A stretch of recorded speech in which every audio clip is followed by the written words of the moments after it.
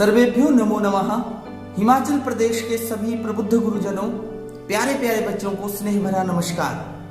प्यारे दोस्तों, आज मैं आपके सामने प्रस्तुत हुआ हूँ हिमाचल प्रदेश स्कूल शिक्षा बोर्ड के द्वारा निर्धारित 9th से 12th तक का सिलेबस जो निर्धारित किया गया है नई शिक्षा नीति के तहत, उसके विषय में आपके साथ चर्चा करूंगा। प्यारे दोस्तों, मुझे भी इस वर्ष संस्कृत विषय का सिलेबस बनाने का सौभाग्य प्राप्त हुआ। तो जो भी मैंने वहां पर सीखा और किस तरह से इस वर्ष हमारे हिमाचल प्रदेश में परीक्षाएं होंगी, उसके बारे में विस्तार से चर्चा करूंगा।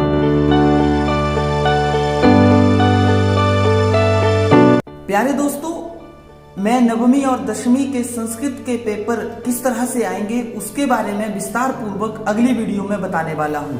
आज की वीडियो सभी कक्षाओं के लिए उपयोगी है, क्योंकि पूरे हिमाचल प्रदेश में ऊहापोह की स्थिति बनी हुई है।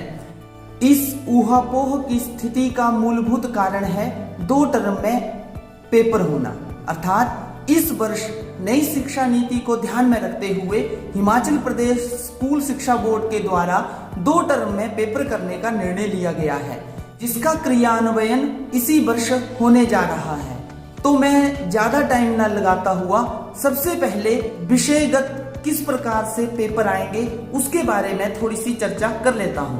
प्यारे दोस्तों, सबसे पहले हमारे पास 2 टर्म के एग्जामिनेशन है, जिसमें 30% कटौती जो पिछले साल की गई थी वो हूबहू बनी रहेगी, परंतु उसको छोड़कर जो अन्य विषय बचा उसको 2 भागों में विभाजित किया जाएगा और विभाजित करके फर्स्ट टर्म 50 नंबर का और सेकंड टर्म 50 नंबर का आपको पेपरों के लिए दिया जाएगा। परंतु आपके पेपर क्या 50 नंबर के होंगे या अधिक नंबर के होंगे, इसके कारण भी काफी असमंजस लोगों में बना हुआ है, अर्थात बच्चों में भी अध्यापकों में भी। तो दोस्तों, वहां पर 50% अंक निर्धारण का मतलब पेपर भी 50 नंबर का होगा, ऐसी स्थिति नहीं है। क्यों? क्योंकि हमने जो जितने भी पेपर सेट किए हैं उसमें 80 नंबर के पेपर बनाए गए हैं, जिनकी वेटेज 40 रहेगी। अर्थात पेपर 80 नंबर का आएगा और उसको 40 में कन्वर्ट कर दिया जाएगा। उसके बाद 10 नंबर अध्यापकों के द्वारा असाइनमेंट के दिए जाएंगे। प्यारे दोस्तों, 40% प्रश्न जो है वो बहुविकल्पात्मक और 60% प्रश्न जो है वो व्याख्यात्मक रहेंगे। अर्थात सीबीएसई बोर्ड के द्वारा पहले से ही सिलेबस निर्धारित कर दिया गया है और वहां पर सारे के सारे प्रश्न बहुविकल्पात्मक हैं, अर्थात एमसीक्यू बेस्ड हैं। उनमें 4 उत्तर दिए रहेंगे और 4 में से 1 उत्तर का निर्धारण करके आपको हल करना है। परंतु हिमाचल प्रदेश स्कूल शिक्षा बोर्ड के द्वारा 40% और 60% का एक अनुपात रखा गया है कि 40% मल्टीपल चॉइस प्रश्न आएंगे और 60% जो है वो व्याख्यात्मक प्रश्न आएंगे। ये सभी कक्षाओं के लिए है, चाहे किसी भी कक्षा का पेपर हो, 9वीं, 10वीं, 11वीं, 12वीं। तो वहां देखते हैं जो 85 नंबर का क्वेश्चन आता था, अर्थात 85 का जो क्वेश्चन पेपर आता था, जैसे हिंदी, सामाजिक विज्ञान, अंग्रेजी, साइंस तो 60 नंबर का आता है, गणित इत्यादि, ये सारे पेपर जो हैं अब 80 नंबर के आएंगे। 80 नंबर में 80 नंबर का अगर 40% देखा जाए तो 32 नंबर में आपका मल्टीपल चॉइस प्रश्न होंगे और 48 नंबर के आपके व्याख्यात्मक प्रश्न रहेंगे। इस प्रकार 32 और 48 मिलाकर 80 नंबर का पेपर आपका हो जाएगा। तो बहुत सारे गुरुजनों में और बच्चों में ये शंका है कि 40 + 10 का जो फॉर्मूला है वो कैसे घटित होगा। तो 80 नंबर की वेटेज जो है वो 40 की जाएगी, अर्थात आपके जितने भी नंबर आएंगे उसको 40 में से करके घटित किया जाएगा और उसमें 10 नंबर की असेसमेंट डालकर आपके पेपर लिए जाएंगे।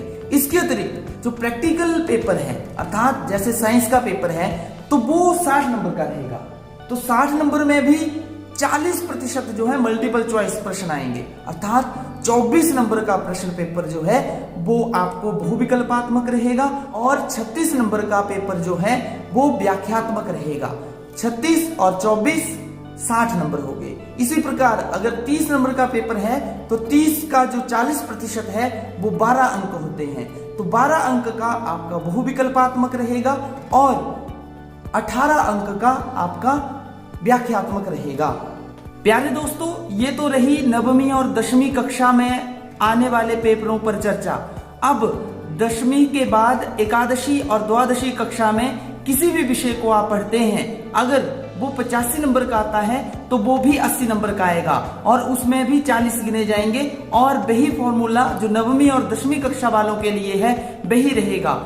और इसके अतिरिक्त फिजिक्स, केमिस्ट्री, जियोग्राफी, बायो इत्यादि जो विषय हैं जो प्रायोगिक परीक्षाओं से भरे होते हैं उनमें भी 60 नंबर के प्रश्न आएंगे और 60 को 30 में गिना जाएगा। 10 नंबर का प्रैक्टिकल होगा और 10 नंबर की असेसमेंट आपको दी जाएगी।